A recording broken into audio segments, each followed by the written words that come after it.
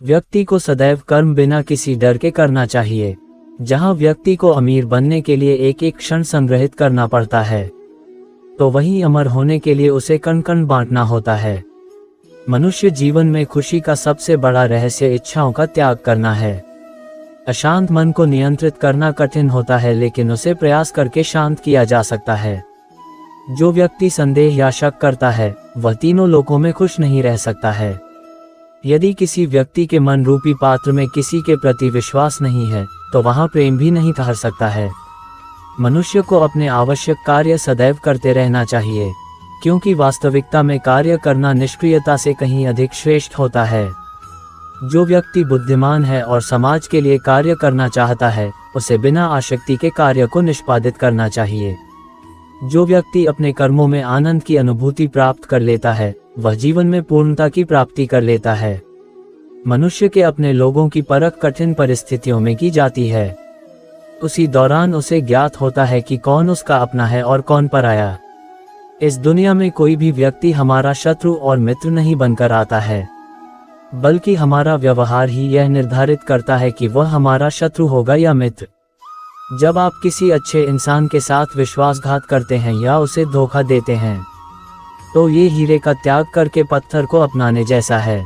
कोई काम यदि खुशी के लिए किया जाता है, तो उसको करके खुशी नहीं मिलती है, जबकि यदि आप कोई काम खुशी के साथ करते हैं, तो उसमें अवश्य प्रसन्नता मिलती है। इस संपूर्ण संसार में सब कुछ ईश्वर द्वारा प्रदत्त है। ऐसे में यदि आप किसी जीव को चोट पहुंचाते हैं, तो आप मुझे कभी खुश नहीं कर सकते हो।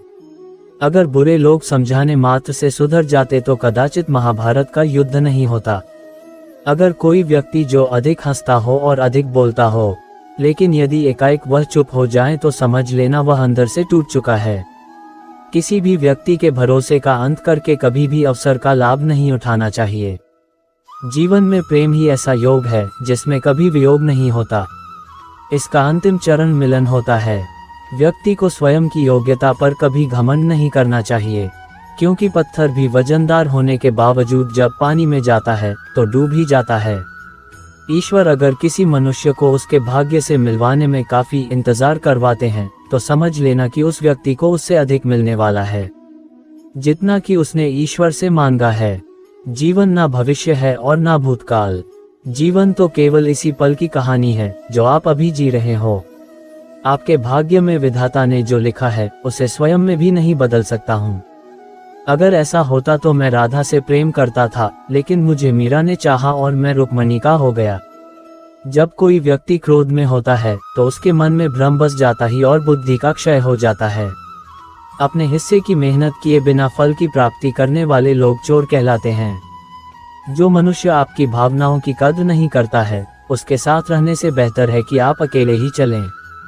जो मनुष्य जरूरत से ज्यादा सीधा होता है, उसका विनाश सबसे पहले होता है, क्योंकि जंगल में सीधे पेड़ पहले काटे जाते हैं।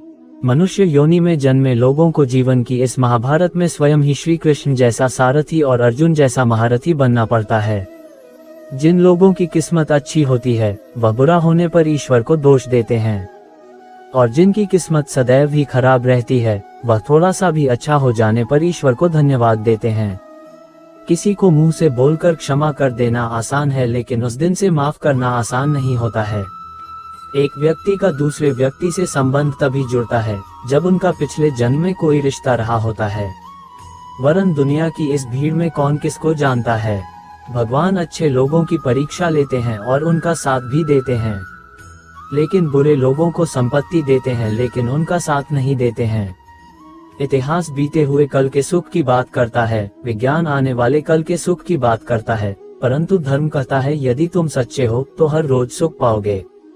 अज्ञानी व्यक्ति स्वार्थ लिप्त होकर कार्य करते हैं और बुद्धिमान व्यक्ति विश्व कल्याण के लिए काम करते हैं।